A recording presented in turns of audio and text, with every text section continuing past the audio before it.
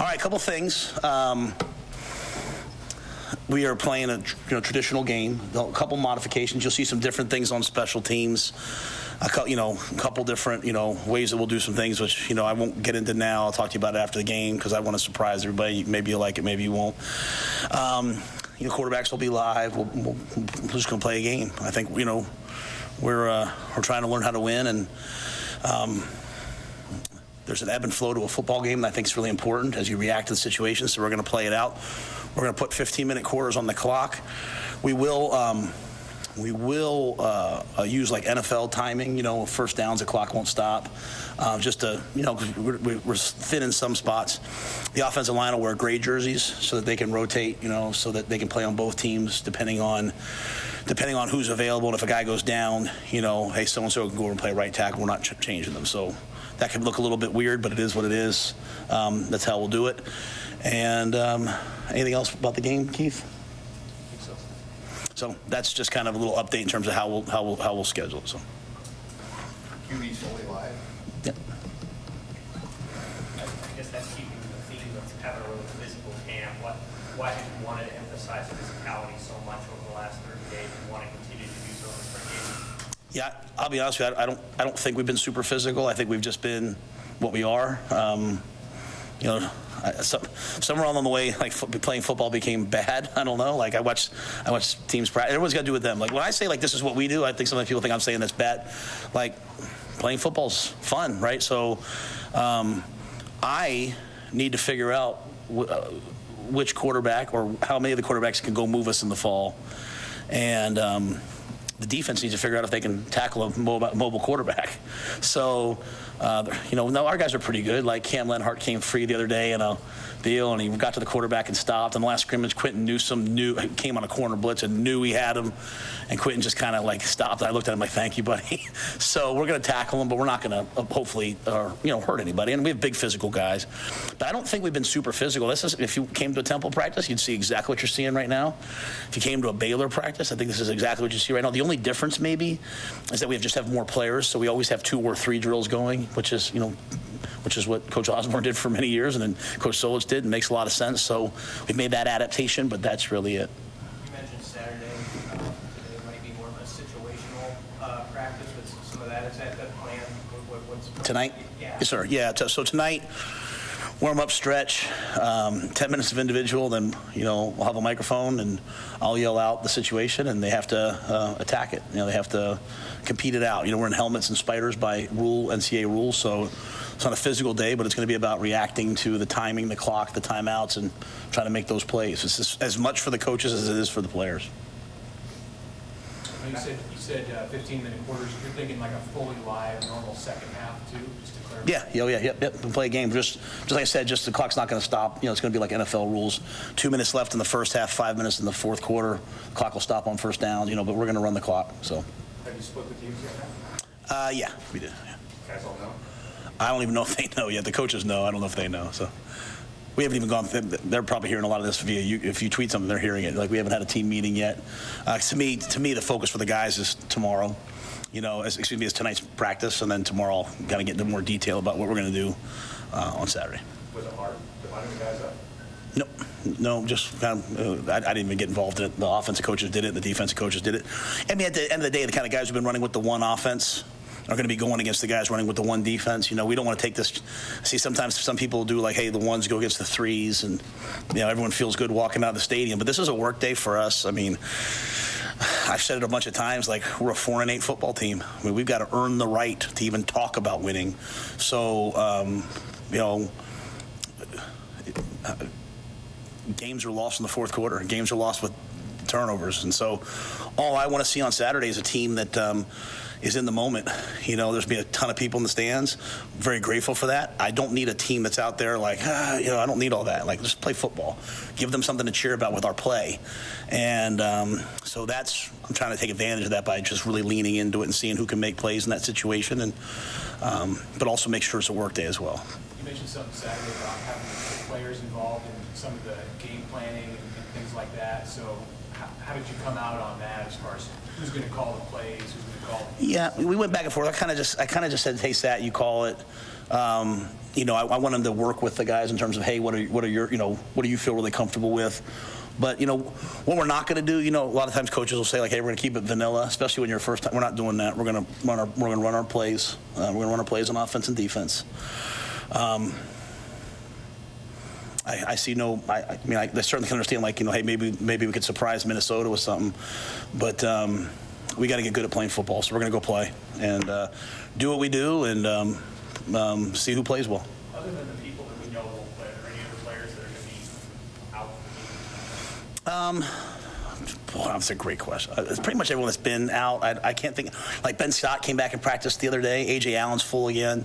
There's no one's going to be held, if that's what you're asking. But like, if anybody got banged up tonight, like Elijah Judy and Herbeck, you know, had ankles. They're going to try to go tonight, so I'm hoping they can go Saturday.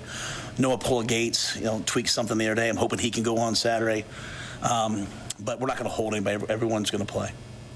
You mentioned Saturday the defense was maybe playing a little bit faster. Could you speak on how Tony White has kind of worked through this spring as you move guys around, but he's also installing, and just how it's evolved?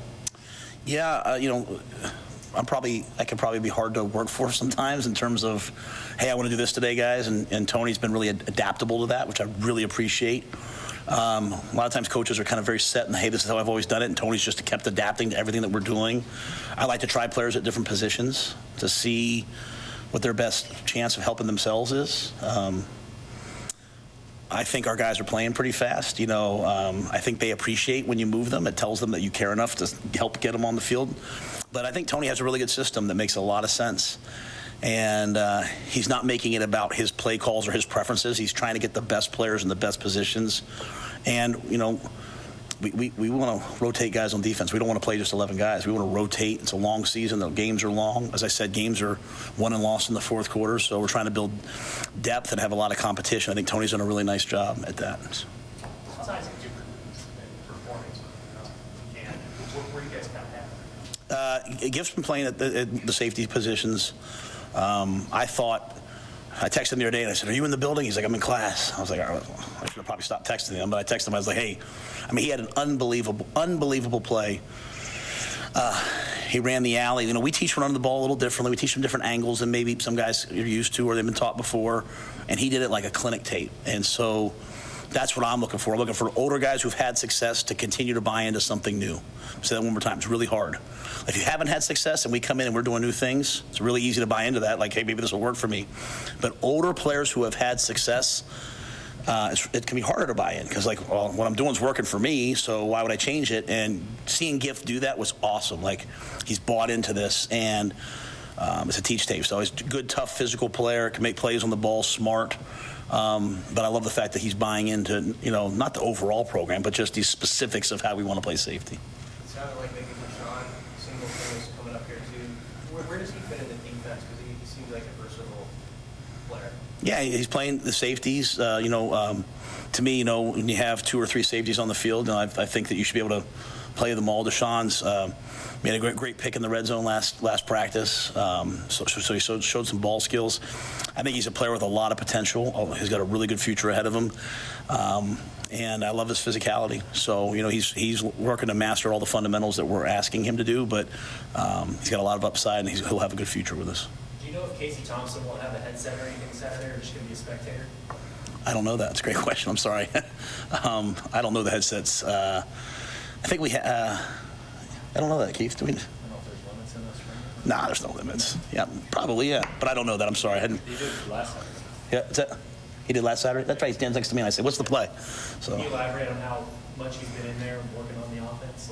Oh, Casey's he's a driven young man when it comes to football. You know, no, it's great when you've already earned your bachelor's degree and already earned your master's degree, and I mean, he's done a lot of schooling, so he's in a good position. You know, but he's in there all the time. He's working on his throwing progressions. He gets treatment, but he probably knows the system as well as anybody else, because, you know, he's able to come in on his own and work a ton at it. And then situationally out on the field, you know, I always have when the scrimmages, I've always had the quarterbacks out next to me, A, so I get to play from them, and then B, I can always just talk about the situations. You know, Sat's going to call the plays, but, you know, I want to make sure our guys understand how I see the game in terms of the game model and the game theory. Mark, Bruce, what will Saturday mean for you just to be in front of that many Husker fans in that setting? So I'm going to make sure how I say this comes across right. I'm very, very cognizant of the guys. Like, I can't stand that, like we have a spring poster, my face is on it. Like, everything I do is about the players. So I'm excited for the fans to see our players and how hard our guys have worked. Because, as I said once before, it is so hard to buy in to a new coach. I'll just say this, for me, for my kids are coming into town, my wife's going to be in town. I just have such a spirit of gratitude because, what I went through the last couple of years was really hard, right? And I'm grateful to have gone through it. I would not be the person and the coach I am if I hadn't gone through what I went through in Carolina. And for Nebraska and for Trev, but also just like all the people that I meet. I'm just very, very grateful to be in this position and to be here. So I only hope that my work honors the people that come. And I only hope that the players, but after that, I'll just say this. I don't want a bunch of players looking around taking the moment in too long. We got to get good at football. And what I know is the fans are going to show up next year no matter what. And that scares me. Like, that drives me because I'm like, I want to do my part. They're going to do their part. The fans have been doing their part here for a long time. So I started off the spring by saying thank you for that. But I want to do my part, and I want our team to do our part. Like, I want to make people excited about the way that we play. So that's why I'm not going to go out there on Saturday and run 3 plays, 3 offenses and 2 defense. I did that at Temple. I did it at Baylor, but I think in the position we're in right now, I want to go out there and I want to stress our guys too. I want our guys, like, one play call comes in, then another play, can they execute it? And so it's really long, but I just want to make sure I express my gratitude to Nebraska fans, the students, people. Like, people could not have been any more welcoming to my family and I. I'm grateful to these players. I'm grateful to the leadership here, and so I hope Saturday is a great, great day for everybody. And